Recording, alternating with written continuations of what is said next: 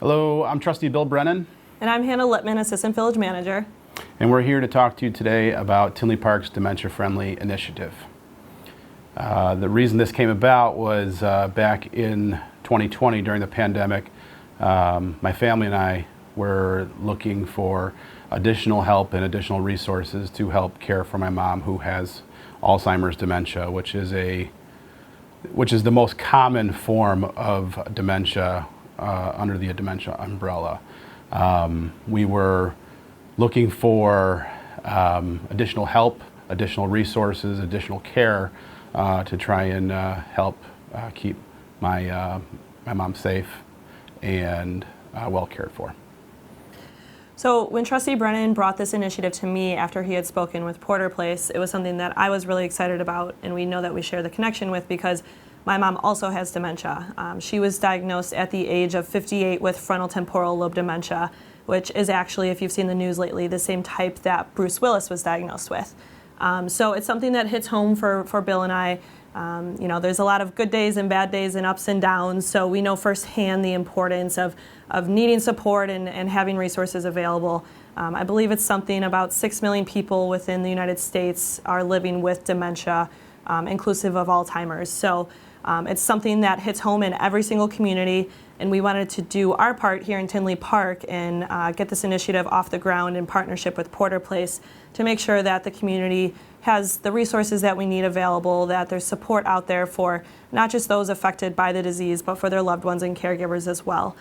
So we encourage all of you, whether you're a resident, a business, a visitor, to follow along and to get active with us. We have social media out there, our Facebook page in particular, and a village website where you can learn more, and just keep an eye out for more activities and events that will be coming down the pipe. And if you'd like to follow along to be a dementia-friendly friend, here's how. There's a variety of different ways and trainings available to us here in the village. One of the easiest ways to accomplish training is by going to dementiafriendsusa.com. There's a lot of 1-minute clips that are relevant to each individual sector that exists within a community. So for example, there's the banking sector, first responders, restaurants, and so forth. So no matter what your role is within our community, there's something out there for you, and you can just watch a quick 1-minute clip, be trained on the signs of dementia, so that way if someone you encounter has dementia, you're a little bit more familiar with how to maybe handle that situation, and you can help support our initiative in that way. Our friends at Porter Place have been great and offered free training for anyone who is interested. So far, we've had a lot of our frontline staff here at the village trained. We've had our police officers and our firefighters trained as well. Most recently, Porter Place worked with the library staff, so we're grateful for them and their partnership in this initiative. So following this video, there's a training that Porter Place completed recently that, while it took place at the library, is very universal to anyone who may be looking to learn more and follow along with the initiative.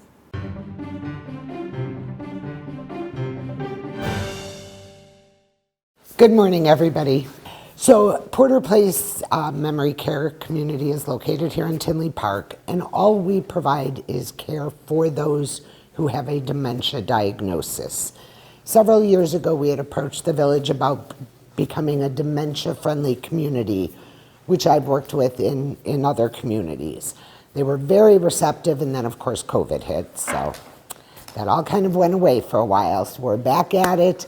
As Ann said, the idea is not just what we do in our community for people with dementia, but it's the greater community. It's so important that people with dementia and their caregivers and loved ones feel supported, feel understood. We've done training for the police department already so that they have an understanding of how to assess somebody with dementia, how to understand what to say, what not to say, how to de-escalate a situation potentially with someone with dementia. So we're really reaching out to everybody to do this training. We'd like to get the businesses involved. There's so many small things that can be done to improve the quality of life. Sadly, right now, we can't change the course of the disease. They're working on it, but it's just not there yet. So we want to make sure that they have a good quality of life, that they are safe, that they're protected. Porter Place's motto is protect, engage, and love. And we want that for everybody in the community. So there's some important statistics. 5.5 million Americans over 65 are living with Alzheimer's. 60% of people who have dementia will wander. A lot of safety issues involved in that.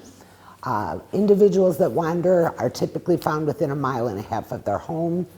1 out of every 14 Alzheimer's patients who wander don't make it back home alive, though, sadly. Of those who wander with dementia who go missing for 72 hours, only 1 in 5 are found alive. So we're looking at things like safety of sadly you can't predict. I've had people say, oh no, they never wander. Do you know exactly what day they're going to choose to wander? You don't. So there's a lot of tips and tricks that you can do, alarms, things like that. The Alzheimer's Association is a great resource if anybody needs support or help as well. You'll hear a lot about Alzheimer's and dementia. Just so you understand, dementia is the broad term for over 90 different diagnoses. So Alzheimer's is a form of dementia. Like you have dogs, and then you have all different breeds of dogs. Dementia is that umbrella term. Alzheimer's is the most prevalent diagnosis, but there are many, many others. I know there's a lot of, this isn't part of my speech because it's new, but a lot of talk about frontotemporal dementia because of Bruce Willis being diagnosed with that. Quite honestly, when they talked about him last year having aphasia, based on things that I read, I could have told you already that he had frontotemporal dementia. That's one that tends to hit younger. It affects a different part of the brain typically than true Alzheimer's. A lot more executive function, so it's this part of the brain that's affected. Social skills become pretty much non-existent. No filters. They just say whatever they want, do whatever they want. So it's the aphasia they were talking about. There are different forms of aphasia. Primary progressive aphasia is one that is often associated with dementia. So Alzheimer's disease and any form of dementia is a progressive brain disease that damages and eventually destroys brain cells, leading to memory loss, thinking, and other brain functions. It is the most common form, as I said. It is not a normal part of aging. I frequently go home saying, I swear to God, I think it's contagious because I can't find my keys or whatever. But it really isn't a normal part of aging. There are people 100 years old that don't have dementia. Sadly, the chances do increase with age, though. There are people in their 20s, though, with dementia and with Alzheimer's and things. It is not just an old person's disease. Certainly more prevalent. But there are younger people that do get dementia. Right now, I think our youngest is 61. Yeah. So it's not just, which presents all different challenges. There is no cure. Sadly, it is fatal. You also have all the age-related things that go along as people get older. So not only is their memory affected, but typically, maybe hearing isn't as great, their vision isn't as good, they have mobility issues. So you're putting a whole lot of stuff on somebody with dementia. There's a wide range of conditions, but there's memory loss that affects their daily life and their ability to carry out daily tasks. Challenges in planning and problem solving. Changes in mood and personality. Think how scary it would be, especially for early stage dementias, to know that you had it. You're going to be depressed. You're going to be moody. You're going to be angry. Problems with words in writing and speaking, inability to follow directions, confusion to time and place, decreased or poor judgment, agitation, withdrawal, anger, communication problems, delusions, and hallucinations. Oftentimes, people will say to me, they just were diagnosed with it. And I ask them to go back a little bit. Did they start putting Post-it notes up all the time? Did they withdraw from things that they used to enjoy? Because maybe they're not so sure anymore that they can do it. So there are typically signs and symptoms, sometimes up to 5 years before the official diagnosis. The other thing, though, to be aware of, I'll have people say, oh, they've got dementia, we know it. And do make sure that if anybody you know is diagnosed by a general practitioner, please take them to a specialist. Sometimes there are other things going on with someone that is not dementia, and I feel like lately they're kind of writing people off, and that scares me. It may be that they're taking their medication wrong. It could be other things going on. So please do always make sure that there's a good, true workup for dementia, and don't just write somebody off as having dementia either. So this is just a little quiz. Which scenario would be evidence of dementia? Sally, a retired accountant, can no longer balance her checkbook. Sue, a retired nurse, left her keys at the table. When she got to her car, she realized she had left them. Which one do you think is dementia? Right, right. We all forget things. We all misplace things. But somebody who worked with numbers all their life, who suddenly can't do that, it's going to be an indicator that something isn't right. So normal aging, we all do it, right? You're on vacation, you don't remember what day it is. You misplace your keys or your wallet. You forget somebody's name. Sometimes it's just we all have a lot going on in our lives. Don't panic. Doesn't necessarily mean that you have dementia. Some of the typical behaviors. Repetitive actions in speech.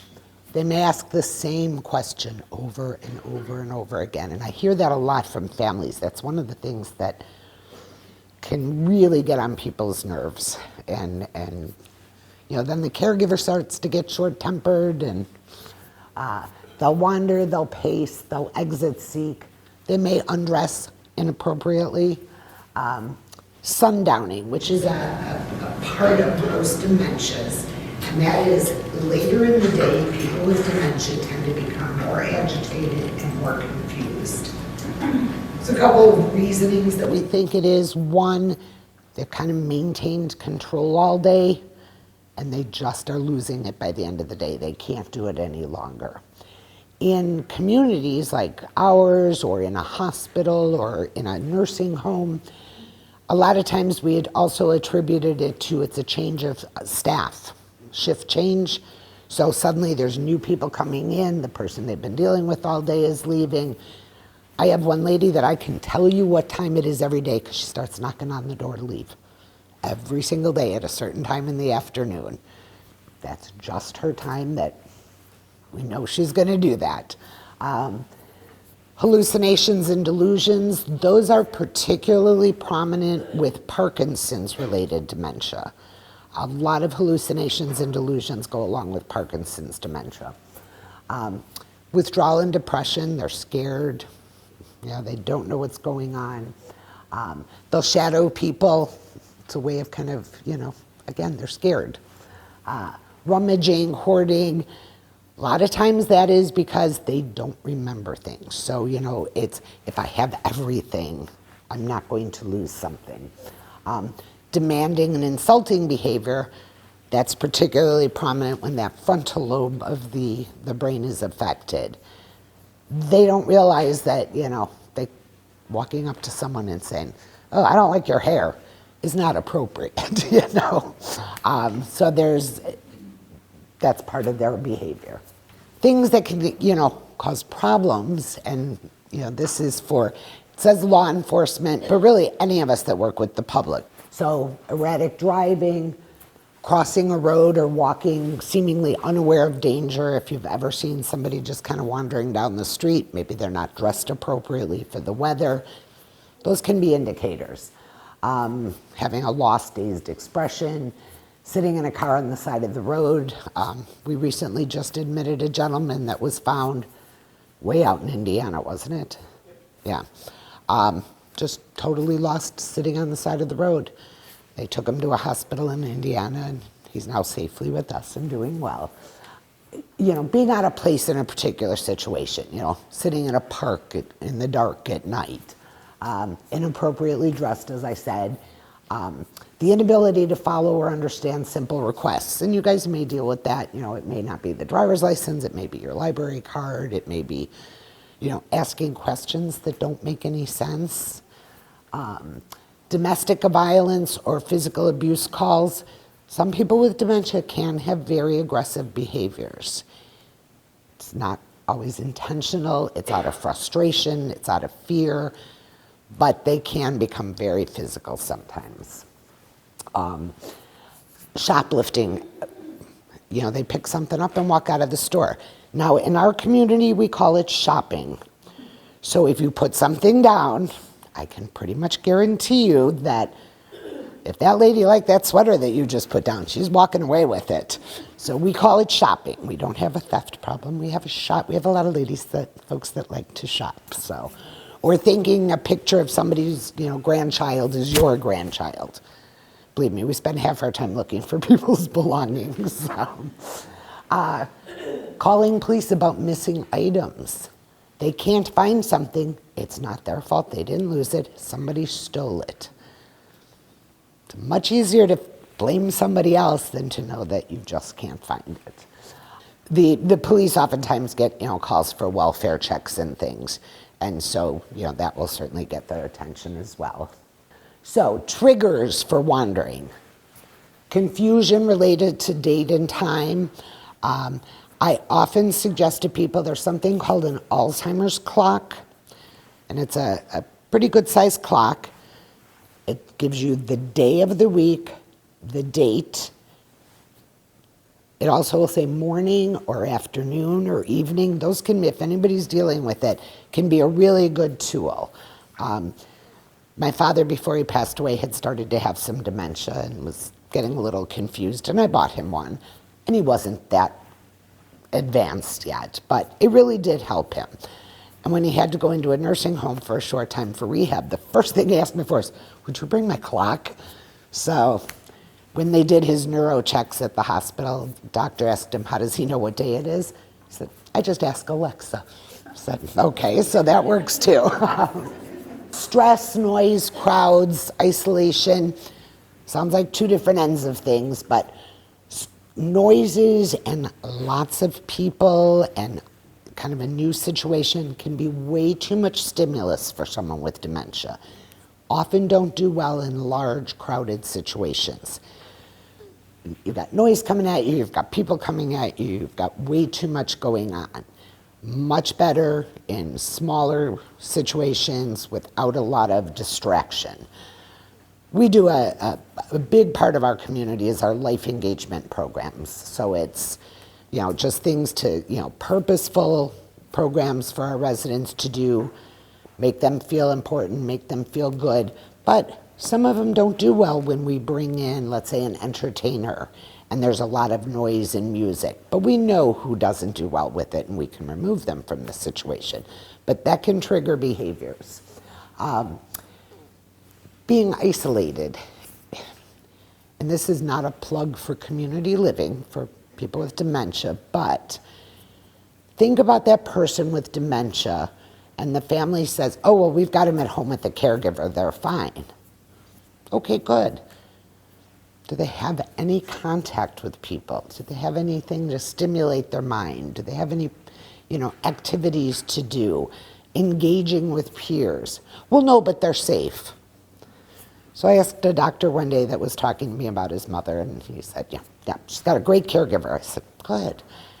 He said, so they feed her and they make sure she gets her meds? Yep. I said, she's not a plant. She needs more than just, being put in the sun and turned every once in a while. There's more to life. And that's why places like the library could be so valuable for families and people with dementia. Is, first of all, it's a little more of a quiet setting, so I can see it being a great place for someone with dementia. Got to be careful, though, about some of the books that they read. And this is a brand new situation we encountered this week. One of our ladies, family brought her in some books to read. It's wonderful. She was reading about Nelson Mandela.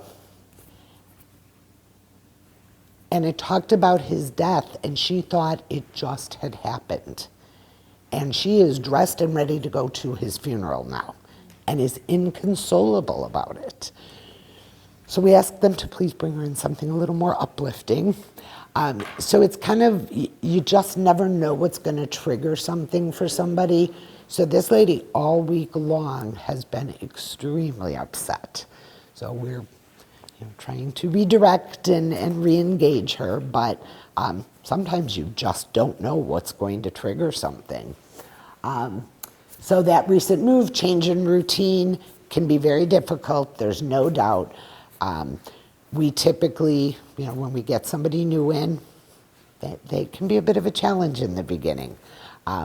We're very good at it. They always calm down. They always are happy. But, changes, they're hard for people. There's no doubt about it. They can also misinterpret things. That little boy that just walked past, they may think is their child. I often have ladies that will say, I have to go get the kids from the bus. Your husband's picking them up today. It's okay. So handling behaviors, the best thing you can do is validate how someone feels. One of the first things I say during our new employee orientation is if you feel the need to win an argument with somebody with dementia, you can't work here. That's all there is to it. Do not argue with someone with dementia. If they tell you the sky is purple today, oh, I like the color purple. Do you like purple? If they insist it's Sunday, does it matter that it's Friday to them? No. So what did you like to do on Sundays? Did you have family dinners? Did you go for a drive? Did you attend services? Just validate how they're feeling. It doesn't matter at this point what day it is, what color the sky it is. Whatever it is they're saying, you can validate their feelings. There's no right and wrong when they have dementia. So there's no reason to argue with them. The other saying that I love is the person with dementia is not giving you a hard time, they're having a hard time. So we have to figure out what's going on. They can't often communicate those feelings. So I'll have somebody say to me, oh, so-and-so keeps going to the door trying to leave. Is he trying to leave or is he looking for a bathroom and doesn't know where it is? Oftentimes they're searching for something. The term behaviors, which I'm not a fan of, but is really often an unmet need. We have to figure out what that need is. Are they hungry? Are they thirsty? Do they need the washroom? Are they in pain? Are they bored? Those will bring on these so-called behaviors. It's a normal part of the disease. We're not going to change it. We're not going to fix it. So we learn to work with it. We have one gentleman that insists he works at the building. I gave him a Porter Place t-shirt. We made him a name tag. He's got a spray bottle that he thinks is cleaning chemical, but it's water. And a cloth. And he wheels around and he wipes things down. One day he came to me and he said, I haven't gotten a paycheck. I was like, oh. He said, we use direct deposit. Oh, okay. But this was a man who worked his whole life. This is important to him. It makes him feel good. It makes him feel important. Having self-worth is still important to people. And please don't ever treat people with dementia like they don't know what's going on. You'd be amazed at what goes in, but they can't express back out. So the thought of somebody not being kind or not being, nice to someone with dementia and they can't stand up for themselves is heartbreaking to me. So always approach somebody from the front. A lot of times people also between aging and dementia, peripheral vision is not as good. So if you startle someone by walking up on them and talking to them from behind, you're going to possibly provoke a behavior because you've frightened them. Eye contact is really important. We need to engage as many senses as we can when we're working with someone with dementia. Introduce yourself and explain what while you're there, you may have to reintroduce yourself several times. I have a lady whose daughter has the exact same name, first and middle name as myself. And every day Mary will say something about her daughter, and I'll say, yep, Colleen Marie. Do you know her? Yes, I do. And what's your name? Colleen Marie. Every single day, several times a day often, we go through that. It's okay. Every time she finds out we have the same name, she is just thrilled. As we talked about before, removing someone from noise and an environment that may not be conducive to being able to communicate with them. There's too much stuff going around them, you're not going to get your communication through to them. Explain your actions. Keep it very simple. We call it task breakdown. Very, very simple. Explain if the person is agitated. It says hold their hand, but what I always recommend, would you like somebody just walking up to you and grabbing your hand? No. And what's your first response going to be? You're going to pull away. And then I hear, oh, they got aggressive. Did they, or were they protecting themselves? I walk up and I put my hand out. If someone puts their hand out to you, aren't you you're more tempted to go ahead and take that hand, right? Rather than somebody grabbing you. Put out your hand.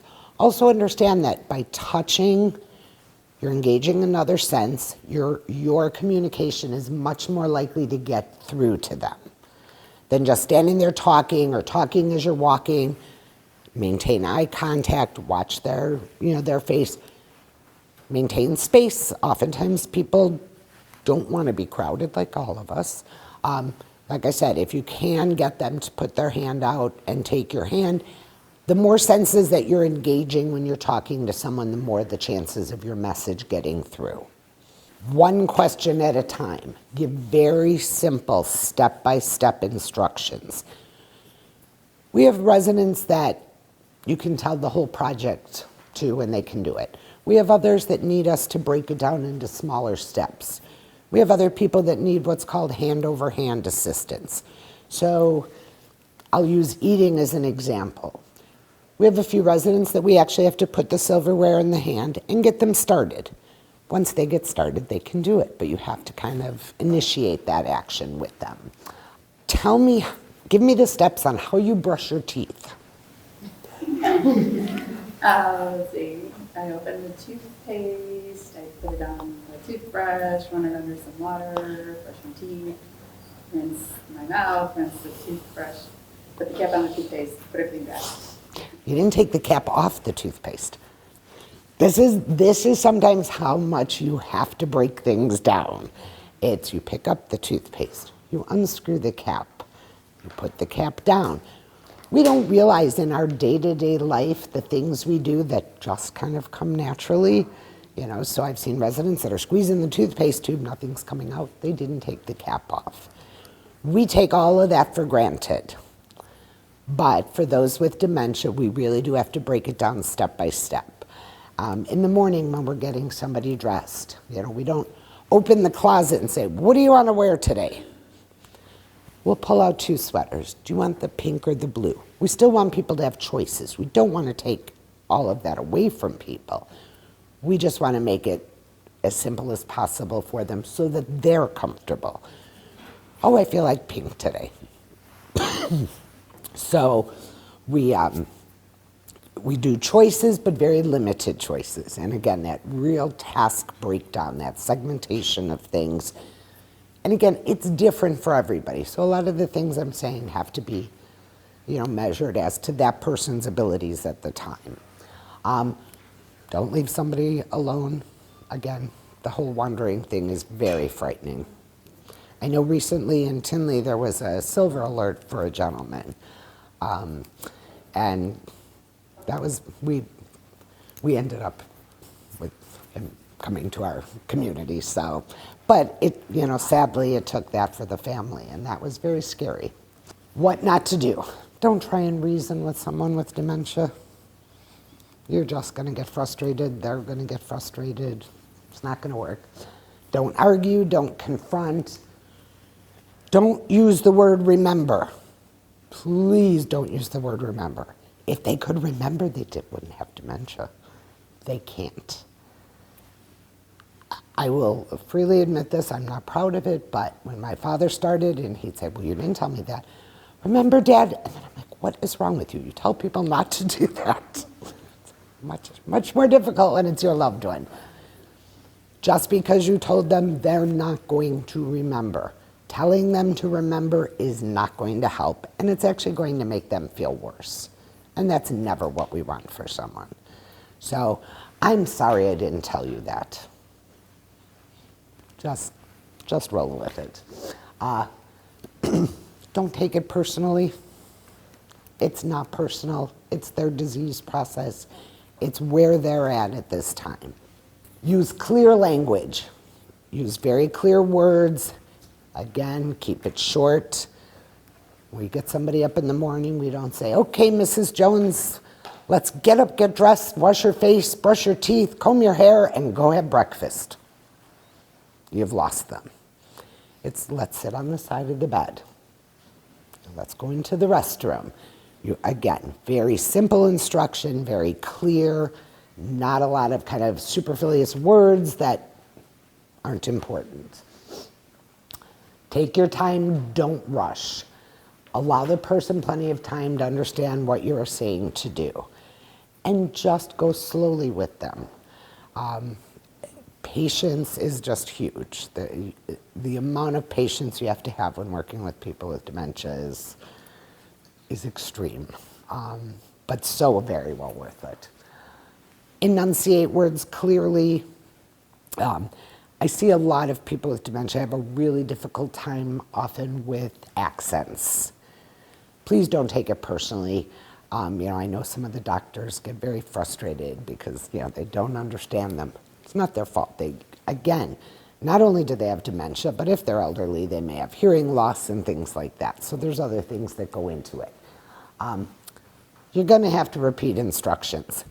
Don't change the instruction. You know how you tell someone to do something and they don't do it quite right away or the way you wanted, and so you change the way you're instructing them? That's going to increase confusion if you do that. Use the same words. Sometimes if it's the same behavior over and over, it's good to have just kind of a stock phrase. When repeat, like I said, use simple wording. Don't give up. Please try to communicate with people with dementia. It's still really important to them. It's still important that they feel a part of things. It's important that they feel important still. We do a lot of, one of our favorite activities is we do a lot of community service. So for example, when the whole Ukrainian war happened, our residents actually made tie-dye t-shirts and they sold them. We did a fundraiser and the money went to a medical relief for the Ukraine. My residents were so excited that they were giving something back to the community. I don't know if you read about our 100-year-old lady with the 100. We ended up with 500 gifts. We had a lady that just turned 100 in January.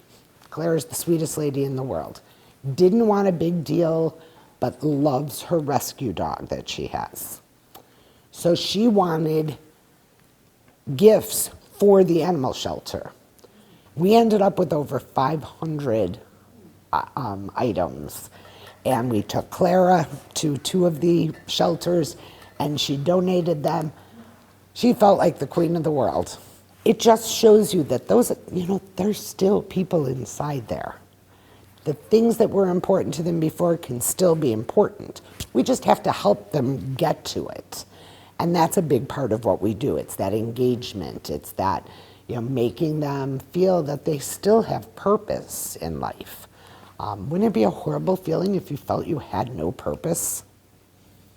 These are all people that had careers, have families, they've done things in their lives. We have a really extensive, which not all our families always appreciate in the beginning, but very extensive life history that we do on every resident before they move in, so that we know who they are and who they were and what was important to them. I have one gentleman that was a big boater. He doesn't like to talk about anything else, but I like to boat as well. So I said, we talk about boats. Now I have to be careful because he wants to go out on his boat. So, I have to explain the weather's bad. But don't give up on them, please. It can be frustrating, but it's really, really important. So if you're responding to a situation with a person with dementia, let's say you've got somebody here